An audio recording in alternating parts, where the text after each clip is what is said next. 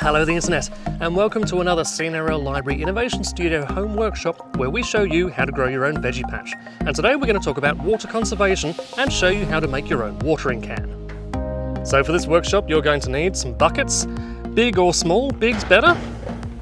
You're also going to need a plastic bottle or two, and you're going to need something sharp, whether there's scissors or a knife.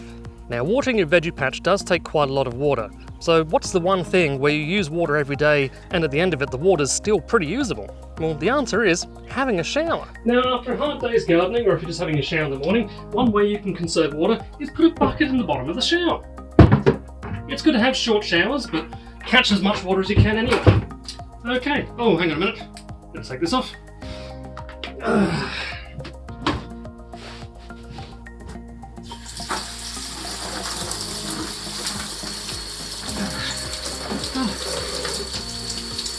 And most of the water will be caught in the bottom of the bucket. Try to make sure you're not using anything that wouldn't be safe in a septic tank, so it's good, great water. And then it won't do your veggies any harm whatsoever. But generally speaking, most of the soap that you're going to use on your body is going to be fine to have a little bit on your garden every day. When you finish your shower, go out and water your plants straight away, as long as the water is not too hot. Whew. Once you finish your shower, go and pour the water on your veggie patch. It doesn't matter that it's a bit soapy, the soap will actually get rid of insects like aphids anyway, so it's probably going to do more good than harm. I feel better for that. Okay, so get your sharp knife. First thing we're going to do is cut a couple of slits in here and take a bit of plastic out. This is going to let the air flow in when our water flows out. And use a parent. Ask a parent for help if you need to. Do another little slit right next to it. And then either using a pair of scissors or the knife, trim that bit of plastic off.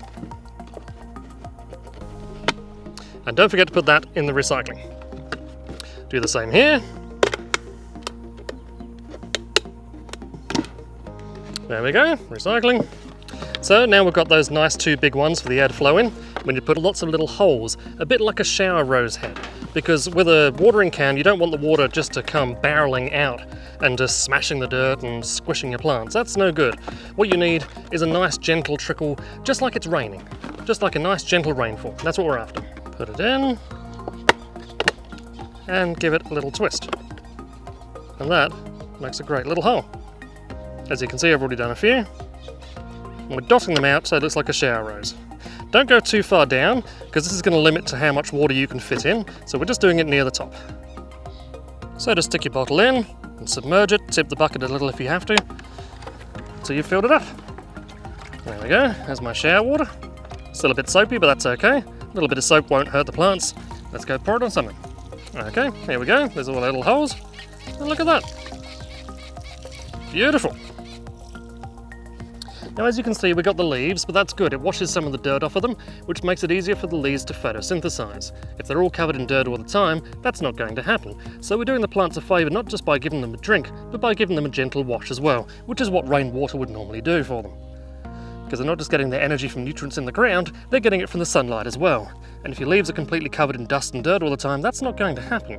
So giving them a watering can shower is better than just having a bucket to pour on the ground. And that's it. Remember, every day you give yourself a shower, give your plants a shower as well.